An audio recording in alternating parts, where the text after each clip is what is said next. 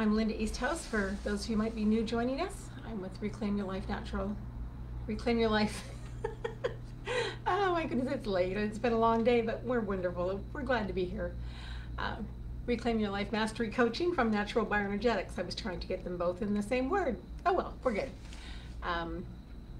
Tonight I want to talk about people pleasing and what that really means. I know for many women, people pleasing is a natural habit that they've just grown up with. And recovering from people pleasing is really about learning to say no. And I know that's something that as women we're raised to not do, but it's really important that you follow through what I'm going to say here today and really get a feel for why this is so important.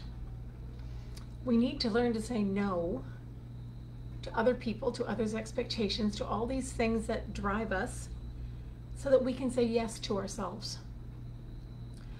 Many of us as women do identify ourselves as people pleasers.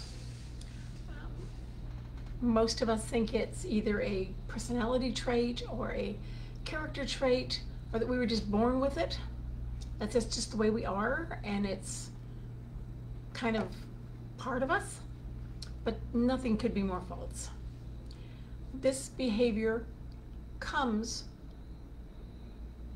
from the thought that other people's opinions, other people's choices are more important than our own. The behavior of pleasing others comes from the socialization that we have been through as women. We were not born people pleasers. We were socialized to be good girls, to make people happy, to not cause a disturbance. We were taught to give a hug to uncle, even if our gut said, that's not a guy I want to be near. We were told to do our job, keep the peace. Women are the family peacekeepers. Women are the family social organizers. It's our job to keep everybody happy. It's like it's a character that we were asked to play in the movie of our life. From a very young age, women are socialized to be polite, to be modest, to be quiet, not to argue back, not to fight, to play within the rules, and most importantly, to live up to the norm, regardless of what that norm may actually entail.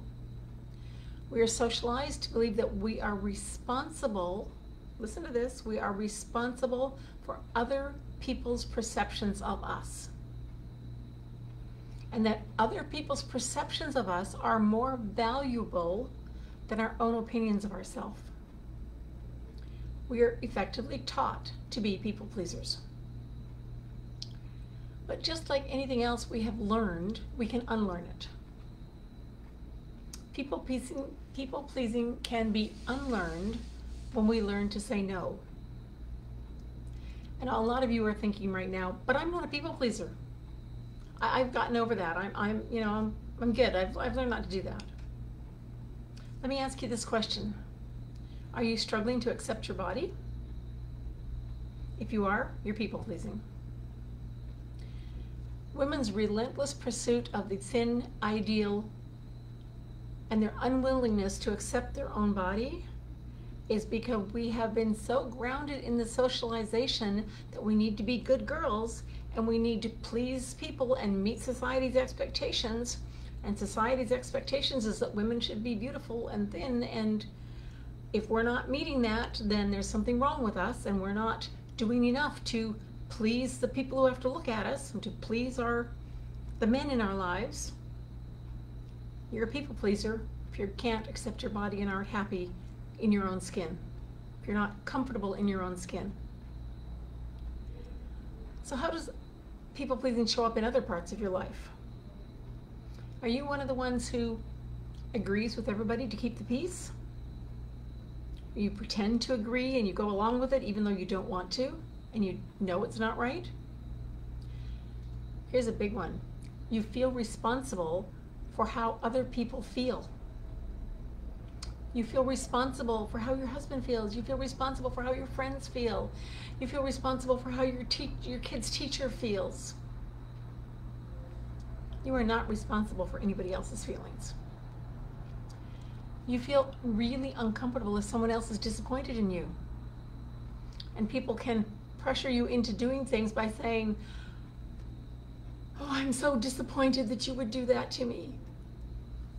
And the family dramas that go on because they know if they keep acting the way they have, you're a people pleaser and you'll do whatever it takes to keep the peace, to get along, to make sure everybody feels okay, to make sure everybody's comfortable. That's a people pleaser. And are you constantly apologizing? And I'm not talking about the typical Canadian, "Oh, sorry." That's not really apologizing. That's just, "Oh, I'm aware there's an interaction bump here. Let's do something about it." But always apologizing for being not good enough, not being on time, not doing enough, not pleasing people enough, not making sure that everybody else is happy, not making sure your kids are always happy. The process of unlearning this is really, really important. And I'm going to use the diet culture as one of the ways to kind of talk about this because it's so prevalent and so predominant. The process of unlearning diet culture is a way to heal from people pleasing. Just one example, but there are many things we could talk about, but this is such a common one. The diet culture in North America is so extreme that people who don't even need to be on a diet are on a diet. And no matter what you eat, it's a diet of some sort. And it's a constant pressure to be on a diet so that you can look pretty and be slim and make other people feel comfortable because, well, some people are uncomfortable around people who aren't skinny enough. That diet culture that demands you do things and to which you usually give in is people pleasing of the highest degree. So, how do we unlearn that? Well, the first thing that's required is it requires you to say no to other people's opinions of what you should do. And other people's opinions of what you should do are what kind of diet you should be on, what kind of clothing you should wear, what kind of things are appropriate to go out in public. Have you ever noticed that going to a store tells you exactly what the culture thinks of you? You need to learn to say no. I will eat what is right for my body to be healthy, to be strong, to make me feel good. I won't do it because I need to fit into a size 6 or because somebody's offended that I'm not skinny enough. It's saying no to other people's opinions. And notice they are just opinions. They don't have any proof, they don't have any fact, they don't have any authority, but they have lots of opinions and they're plenty happy to share them. And it means saying yes to what you think you should do. And doing it because you want to, not because somebody else is telling you to do it. So you say no to dieting and yes to nourishing your body with proper self-care, with eating clean, natural, appropriate foods because you want to be healthy. And healthy can be healthy at many different weights. There is no particular weight or size that determines healthy. It's saying no to what other people think you should eat or shouldn't eat. It's about trusting your own body's eating cues and learning to listen to them. Saying no to be needed to be a certain weight and saying yes to respecting your body now and working towards what you consider to be healthy and happy. As you learn to say no to other people's expectations, other people's comments, other people's pressure, other people's everything else, you can learn to listen to yourself. You can learn to say yes to yourself, to do what's right for you because it's right for you and not somebody else. You have the right to please yourself. But as women, we have been so socialized to go along, we don't even question our own desires. We don't even think about our own expectations for our body. We just do what everybody in the culture has told us to do for so many years. So the process of unlearning any of these kinds of people-pleasing behaviors, whether it's related to the diet culture or whether it's related to making everybody happy, or whether it's related to the agreeing with everybody, or whichever aspect of it you deal with. The process of it requires you to accept yourself as you are, in the state you're in, and prioritize your own opinion of yourself over other people's opinions of yourself. And that's why so many women refuse to accept their own bodies, because they aren't willing to value their own opinion of themselves, their own thoughts, their own beliefs over those of others. They've been socialized to always put others first. They've been trained since tiny that everyone else's needs were more important than theirs. And the process of motherhood ingrains that baby's needs are pretty important. And yes, you often give up your own needs and whatever to provide for the needs of the baby. But that's a phase, that's a stage, that's not your whole life. And if the baby stayed in that, they'd end up very selfish, and you'd end up a servant. For that stage, yes, of course, we willingly sacrifice those things. But it can't stay in that stage. You need to get back to valuing your own opinion, your own thoughts, and the things that you want to do for you. So, this is something we spend a lot of time on in our coaching program, by the way. In Reclaim Your Life coaching, it's really about changing from the inside out, about dealing with the things that make you less than you. So we're going to give you just a few steps. I'm not going to go into detail here, but I'm going to give you the steps that you need to work through. Of course, obviously, we work through them in much more detail. We do the energy balancing around them. We have some exercises to go with them, but we'll put them out here for you now anyway, just so that you kind of know where the road goes and what the roadmap looks like. 1, recognize it is not your fault. You were not born a people pleaser. You were socialized into being a people pleaser. You acquired these behavioral patterns because of your socialization as a woman. 2, stop believing the lie that you cause other people's feelings. Each of us is grown-up adults, and we are responsible for the way we feel. We create our own feelings with our own thoughts. Nobody else. You can't make anybody else feel a particular way. Only they can. You can push their buttons. You can set the environment in which it'll happen. You can take away the supports that they may have that would help them, so you can bring it on. But those feelings are generated internally, just like your feelings are generated internally. You cannot cause other people's feelings. And stop believing the lie that other people can cause your feelings. Take responsibility for your own emotions. It's one of the most liberating experiences you can have. When you realize that you and you alone cause your feelings, this means that you don't have to feel bad no matter what other people think or say. You are the only one who has control of your feelings and your emotions. That means you can learn ways to deal with them.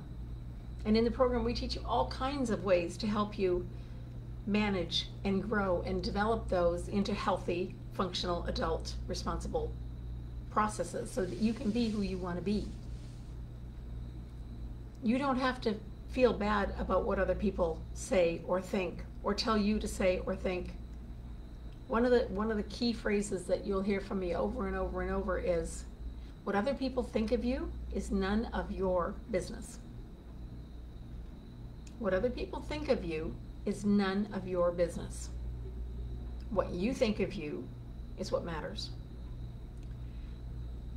Lastly, take responsibility for the thoughts you think. Get control of your thoughts. Take dominion over your brain. Start thinking thoughts that will cause you to feel the way you want to feel. Now, I realize there's a lot of subconscious stuff going on under there that changes your thoughts. Well, we've got ways to deal with those too. But today we're talking about people pleasing, so we won't get into all of that. But you have to take responsibility for your thoughts. And instead of going, oh, but I have to make them happy, your thought should be, they need to make themselves happy. It's not my responsibility. I'll do what I can to help. I'll make myself happy. I'll assist those who want assistance, but I'm not responsible to make anybody else happy. Aside from the fact you can't do it, only they can make themselves happy. Happiness comes from the inside. Doesn't matter what anybody else tells you. So, if you want to stop the people-pleasing journey, if you want to get on to the I love myself, I take care of myself, I do what's right for me, and I serve in whatever way is appropriate for me to do from that position. Recognize it's not your fault. You were not born a people pleaser. You were trained to be a people pleaser. You can untrain yourself. Stop believing that you cause other people's feelings. No matter what they tell you, you did not make them feel anyway. I don't care who it is. I don't care if it's your boss or your husband or your child. Nobody made them feel anyway. They chose to feel that way themselves. Stop believing that other people can make you feel a particular way. Just because somebody says something to you doesn't mean you have to feel that way. Just because somebody calls you a nasty name or looks at you sideways or says awful things doesn't mean you have to accept it or buy into it. Nobody can make you feel any way you don't choose to feel. And it really is a choice. And as you get rid of all those subconscious drivers and all those misaligned beliefs and all those things that are down under there that we work through layer after layer after layer and get rid of them all through the energy balancing, through some mindset work, through some exercises, all kinds of things, only you can make you feel however you feel. And take responsibility of your thoughts. You do have control of your brain. I know lots of you think your brain just runs all on its own. It doesn't. You actually have control over it. There's ways to learn that too.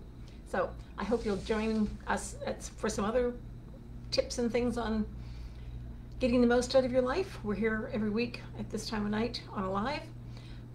We will be doing a webinar over the next couple of weeks that you can sign up for, a masterclass on the 10 keys to transformation. And the third week in February, February 22nd through 25th, we'll be doing a live masterclass on Say No to Make Room for Yes. We hope you'll join us for all of those things. Keep those dates open, and we'll talk to you next week.